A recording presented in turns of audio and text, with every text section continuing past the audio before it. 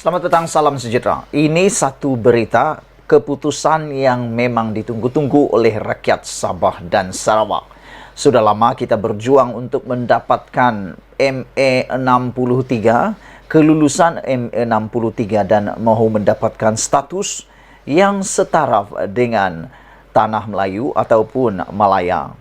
Bertahun-tahun diperjuangkan, tapi hari ini akhirnya dinyatakan bahwa Sabah dan Sarawak kini berstatus wilayah, bukan lagi negeri, kata Ahmad Zahid Hamidi. Kita boleh terima apa yang dikatakan ini secara rasmi kerana harus diingat, Zahid Hamidi merupakan timbalan Perdana Menteri Malaysia pada waktu ini dan bukan hanya sekadar Presiden UMNO. Kalau dia hanya Presiden UMNO, hanya berstatus sebagai ahli politik, maka perkara ini sukar untuk kita terima ataupun boleh kita kata mungkin berbohong atau janji-janji kosong. Tapi kerana Zahid Hamidi merupakan timbalan Perdana Menteri dan mempunyai kapasiti sebagai jurucakap kepada Anwar Ibrahim, maka dengan ini kita boleh terima ini sebagai berita baik untuk rakyat Sabah dan Sarawak, iaitu Sabah dan Sarawak kini berstatus wilayah, bukan lagi negeri, kata Zahid Hamidi. Saudara-saudara sekalian, hari ini kedudukan Sabah dan Sarawak dalam Malaysia bukan lagi berstatus negeri, sebaliknya wilayah, kata timbalan Perdana Menteri Datuk Seri Ahmad Zahid Hamidi. Beliau yang juga Menteri Kemajuan Desa dan Wilayah berkata, pemindahan ibu kota Indonesia ke Kalimantan Timur menjadikan kedudukan wilayah Sabah dan Sarawak menjadi lebih strategik untuk dibangunkan sebagai kawasan pertumbuhan baharu. Saya sangat setuju apa yang dikatakan oleh Zahid Hamidi ini. Sepatutnya para pemimpin yang ada di Malaysia, khususnya di Sabah, membuka mata seluas-luasnya, berhenti bergaduh, berhenti bertikai, berhenti berebut jawatan Ketua Menteri ataupun kerajaan. Kerana yang seharusnya menjadi tindakan mereka sekarang ini ialah mengambil peluang dan kesempatan apabila ibu kota Indonesia dipindahkan daripada Jakarta ke Kalimantan. Maka dengan itu, sepatutnya ini satu peluang yang bukan kecil-kecil, bukan alang-alang. Ini satu keputusan yang harus diambil, peluang yang harus diambil untuk memajukan Sabah kerana dengan bilangan penduduk di Kalimantan dan Indonesia, bahkan apabila Kalimantan menjadi ibu negara bagi Indonesia, saya yakin pertumbuhan di Sabah sepatutnya menerima kesan yang positif. Kerajaan perpaduan yang terbentuk hari ini mempunyai obligasi perundangan dan moral yang cukup terhadap Sabah dan juga Sarawak, kata Zahid Hamidi. Oleh sebab itulah sepatutnya Sabah dan Sarawak patut menyokong sepenuhnya Anwar Ibrahim sebagai Perdana Menteri. Kenapa? Sebab selepas berpuluh-puluh tahun beberapa orang Perdana Menteri bersilih ganti, belum pernah kita dapat pengiktirafan seperti yang diberikan oleh Anwar Ibrahim kepada Sabah dan Sarawak apabila beliau mengiktiraf Sabah dan Sarawak bukan lagi sebagai negeri tetapi sebagai wilayah.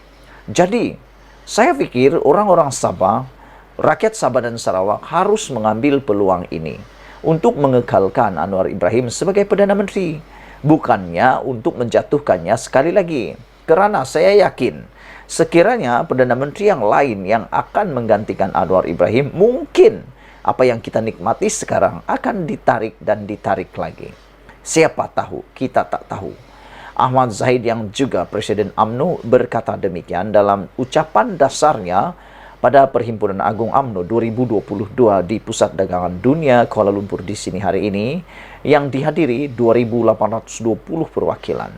Sehubungan itu, Pengerusi Barisan Nasional BN itu berkata, Perjanjian Malaysia 1963 MA63 perlu dilaksanakan segera.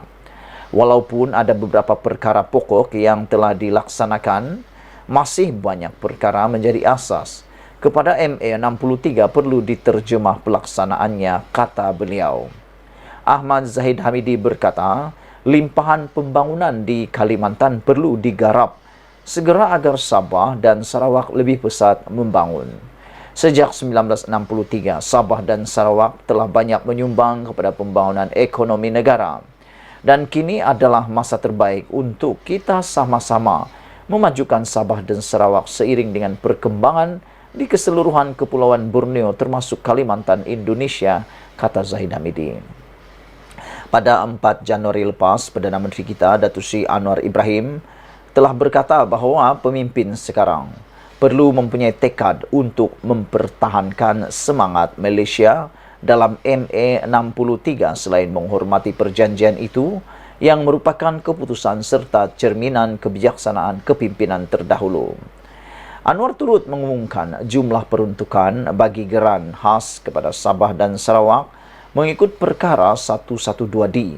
Perlembagaan Persekutuan harus dikaji setiap 5 tahun agar jumlahnya lebih munasabah.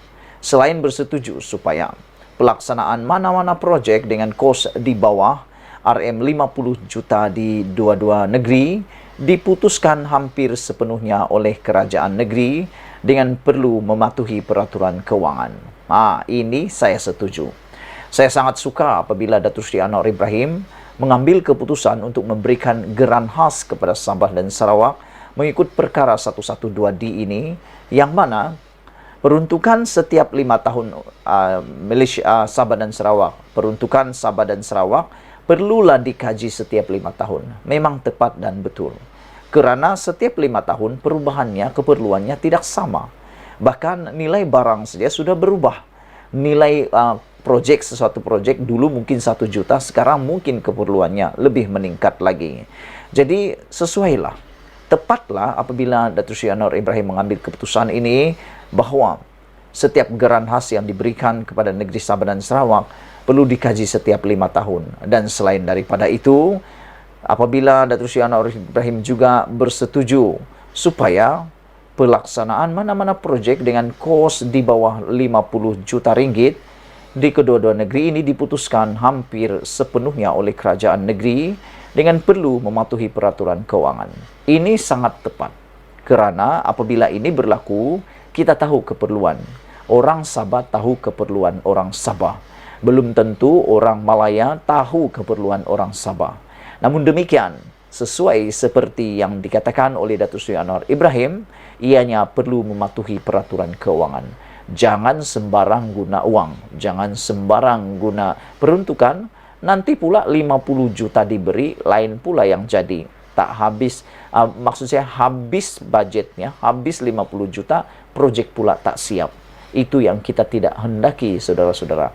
Jadi saudara, kita ucapkan tahniah kepada negeri Sabah dan Sarawak kerana kini telah diiktiraf sebagai berstatus wilayah dan bukan negeri lagi, disahkan oleh Ahmad Zahid Hamidi.